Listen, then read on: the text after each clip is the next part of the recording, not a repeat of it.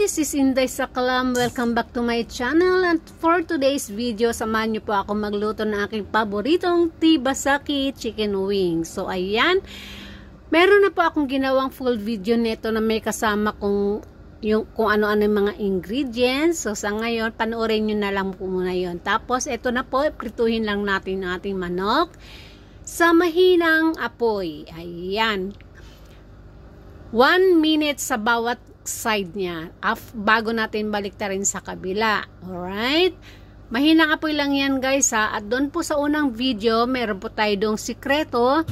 Nakano po doon kung paano ang sikreto para ma-achieve natin yung pagiging malutong nito. Pero ito sasabihin ko rin sa inyo. Then after 5 minutes, alisin na po natin sa apoy at hayaan natin siyang naktayo ng ganyan para ma-drain yung mga mantika. At ayan, gisahin natin ang ating bawang sa the same na kawali o pan. Pero bawasan nyo yung oil guys. Hanggang sa maging golden brown ng ating bawang. Okay? Pagkatapos niyan, ibubuhos natin maya-maya ang ating sauce. Yan, ang sauce ay soy sauce, meron siyang sugar, meron siyang cooking wine.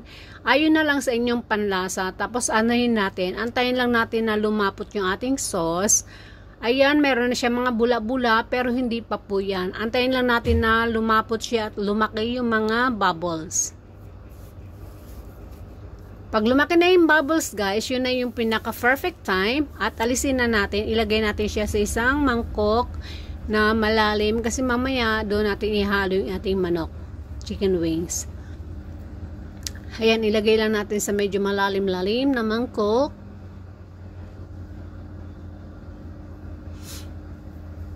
Tulad ng ganyan. Tapos syempre, hugasan na natin yung kawali natin at magprito tayo sa pangalawang pagkakataon. Iprito uli natin yung ating chicken wings, but this time dapat sa lakas na naapoy. Sa pinakamalakas na naapoy guys, tapos mga 30 seconds lang yan bawat sides. Ayan, 30 seconds. Tapos babalik ta rin na natin. Kaya ako pinatayo sa inyo yung chicken wings kanina kasi yung init nun guys, tumutulong na siya sa pagluto. Okay? Tapos after ng 30 seconds na yan, kabilaan, ilalagay na natin siya doon sa may mangkok na may sauce natin at haluin lang nating mabuti hanggang sa tuluyan siyang mabalot ng ating sauce, di ba? Ayan, haluin lang natin mabuti at make sure lang na pantay-pantay ang pagkakaano natin. O, tapos na yun. So, ayan, i-display na natin sa ating plato kasi magdi-dinner na tayo. O, ayan. Ayan na siya guys, di ba? Perfect. Malutong yan guys, promise.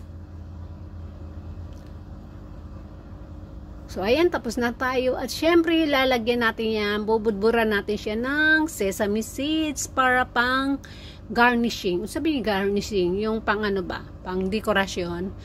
O ayan, tapos na tayo guys. Yan po ang ating dinner ngayon. Tibasaki with cherry tomato and of course may cucumber tayo. At syempre, meron yung kanin, hindi yan pwedeng mawala. So ayan, thank you so much for watching at sana please like, comment, and share.